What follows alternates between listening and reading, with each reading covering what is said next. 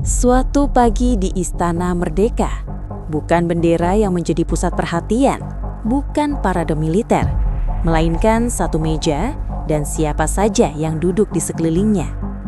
Di sana, Presiden Republik Indonesia. Di hadapannya, Bill Gates, simbol kapitalisme teknologi dunia yang bertransformasi menjadi filantropi global. Dan di sekeliling mereka, para taipan nasional, wajah-wajah yang selama puluhan tahun membentuk urat nadi ekonomi Indonesia. Ini bukan pertemuan biasa, ini bukan foto seremoni. Ini adalah pernyataan politik tentang kekuasaan, tentang uang, dan tentang arah masa depan Indonesia. Apa yang sebenarnya sedang dirajut di balik pertemuan ini?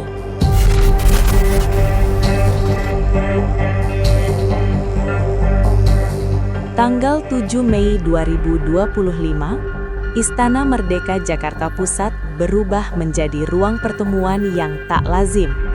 Presiden Prabowo Subianto menyambut langsung Bill Gates, pendiri Gates Foundation. Namun, yang membuat publik tertegun bukan hanya tamunya, melainkan siapa saja yang diundang Presiden untuk duduk satu meja. Nama-nama itu bukan sekedar daftar hadir. Mereka adalah simbol.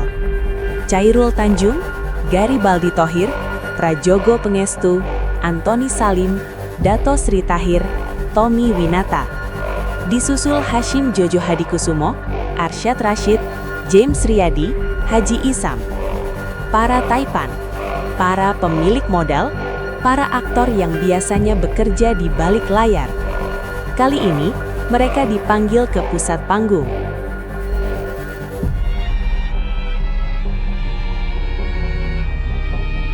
Dalam sambutannya, Prabowo menyebut angka, dan angka-angka itu tidak kecil. Gates Foundation, kata Prabowo, menyalurkan sekitar 9 miliar US dollar per tahun secara global. Untuk Indonesia saja, sejak 2009, nilainya mencapai 159 juta US dollar. Rinciannya tajam. 119 juta US dollar untuk sektor kesehatan, 5 juta pertanian, 5 juta teknologi, lebih dari 28 juta US dollar bantuan sosial lintas sektor. Angka-angka ini bukan sekadar laporan keuangan. Ini adalah legitimasi moral. Prabowo ingin publik tahu, Indonesia bukan sekadar penerima. Indonesia adalah mitra strategis.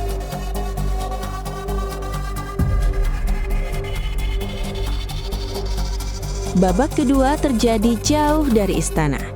17 September 2025, di sela sidang umum PBB ke-80, Prabowo dan Bill Gates kembali bertemu, kali ini di New York. Di Hotel Millennium Hilton, Presiden Indonesia menganugerahkan bintang jasa utama kepada Bill Gates, sebuah keputusan yang langsung memicu diskusi publik. Mengapa seorang konglomerat global menerima tanda kehormatan negara? Jawaban Prabowo sederhana, tapi syarat makna. Bantuan Gates Foundation ke Indonesia bernilai 7 hingga 8 triliun rupiah dan dampak luasnya melalui riset vaksin, obat-obatan, benih unggul diperkirakan mencapai 4,5 miliar US dollar. Ini bukan soal amal, ini soal pengaruh struktural.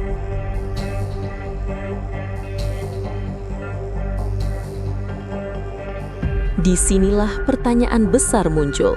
Apakah ini murni kerja kemanusiaan? Atau bagian dari arsitektur kekuasaan global baru?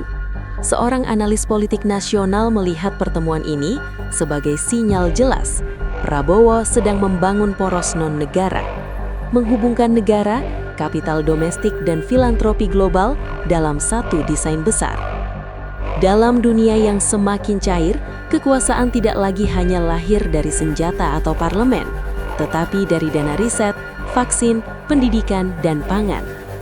Bill Gates memahami itu, dan Prabowo, mantan jenderal, tampaknya juga.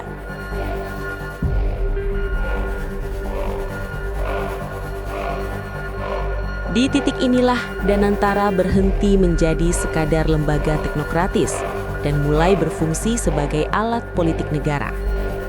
Badan pengelola investasi ini yang selama ini dipersepsikan sebagai mesin penggerak proyek strategis dan akumulasi aset nasional, kini bergerak ke wilayah yang jauh lebih sensitif, ranah moral dan kemanusiaan. Pemerintah mengonfirmasi bahwa Danantara telah membuka jalur komunikasi dengan Gates Foundation, bukan untuk proyek komersial, bukan pula investasi berimbal hasil cepat, melainkan untuk proyek-proyek yang selama ini dianggap tidak seksi secara politik, namun menentukan masa depan bangsa, pengentasan kemiskinan, penanggulangan kelaparan, dan yang ditekankan langsung oleh Presiden, pendidikan. Disinilah makna politiknya mengeras. Danantara tidak lagi sekadar mengelola uang negara. Ia mulai mengelola makna. Bagi sebagian pengamat, langkah ini adalah pertaruhan strategis. Negara, melalui Danantara, mencoba mengorkestrasi 3 kekuatan sekaligus: modal besar, filantropi global, dan kebijakan publik dalam satu partitur yang sama. Namun eksperimen ini tidak tanpa resiko. Ketika negara masuk ke ruang filantropi global, garis batas menjadi kabur. Di satu sisi, ada peluang besar, akses pengetahuan, jaringan internasional, dan pendanaan jangka panjang. Di sisi lain, selalu ada pertanyaan yang menggantung. Siapa yang menentukan agenda? Siapa yang mengukur keberhasilan? Dan sejauh mana kedaulatan tetap berada di tangan negara?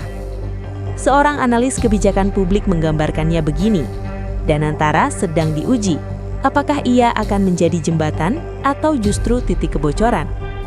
Dalam konteks ini, pertemuan Prabowo dengan Bill Gates tidak lagi bisa dibaca sebagai gestur persahabatan. Ia adalah sinyal politik bahwa Indonesia tidak ingin sekadar menjadi objek bantuan, bahwa negara ingin duduk sejajar, mengatur arah, menentukan prioritas, dan menjaga kendali. Pertanyaannya kini bukan lagi apakah filantropi dibutuhkan. Itu sudah jelas. Pertanyaannya lebih tajam. Bisakah negara memanfaatkan filantropi global sebagai alat pembangunan tanpa menjadikannya pintu masuk bagi ketergantungan baru? Danantara dalam cerita ini adalah taruhannya.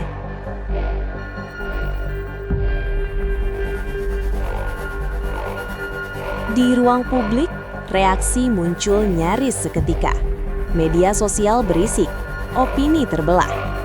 Bagi sebagian kalangan, pertemuan ini dibaca sebagai terobosan visioner. Negara berani menarik filantropi global dan modal besar ke dalam agenda nasional. Namun bagi yang lain, pertanyaan mendasarnya jauh lebih tajam. Di mana rakyat berada dalam foto para elit ini? Pertanyaan itu bukan sinis.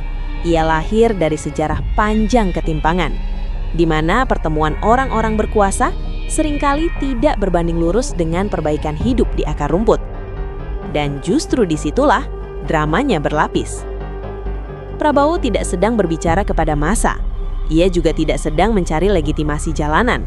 Yang ia tuju adalah struktur, jaringan kekuasaan ekonomi, sumber pendanaan global, dan simpul kebijakan jangka panjang.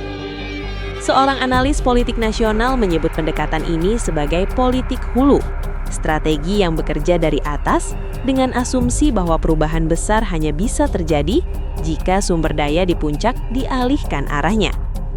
Logikanya sederhana, hampir teknokratis. Ubah arus modal, ubah prioritas kebijakan, maka dampaknya pelan tapi pasti akan menetes ke bawah. Namun politik tidak pernah sesederhana logika, karena dalam demokrasi, persepsi seringkali lebih menentukan daripada niat. Dan persepsi publik hari ini adalah medan tempur yang kejam. Jika rakyat tidak melihat manfaatnya, maka narasi elit akan selalu tampak eksklusif, betapapun ideal tujuannya. Disinilah pertaruhan Prabowo sesungguhnya, bukan pada Bill Gates, bukan pada para taipan, melainkan pada waktu. Apakah politik hulu ini cukup cepat menunjukkan hasil sebelum skeptisisme publik berubah menjadi ketidakpercayaan? Ataukah ini akan dikenang sebagai satu lagi episode di mana negara terlalu sibuk berbicara dengan kekuasaan, sementara rakyat hanya menjadi penonton? Jawabannya belum ada. Namun satu hal pasti, ketika elit berkumpul di istana, yang dipertaruhkan bukan sekedar kebijakan, melainkan kepercayaan.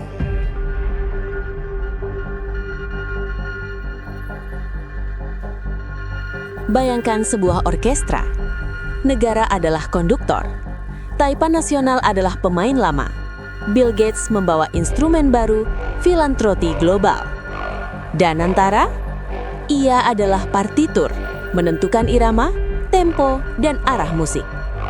Jika salah membaca nada, musik bisa sumbang. Namun jika selaras, ia bisa mengubah lanskap pembangunan Indonesia.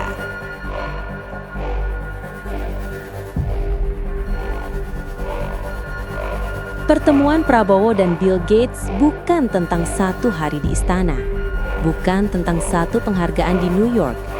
Ini tentang bagaimana Indonesia memposisikan diri di dunia yang kekuasaannya tak lagi tunggal. Tentang bagaimana filantropi menjadi bahasa baru diplomasi. Tentang bagaimana uang, ide, dan niat politik saling berkelindan. Dan tentang satu pertanyaan yang tersisa. Apakah orkestra ini akan memainkan simfoni perubahan atau sekadar konser elit yang jauh dari pendengarnya? Waktu dan kebijakan yang akan menjawab.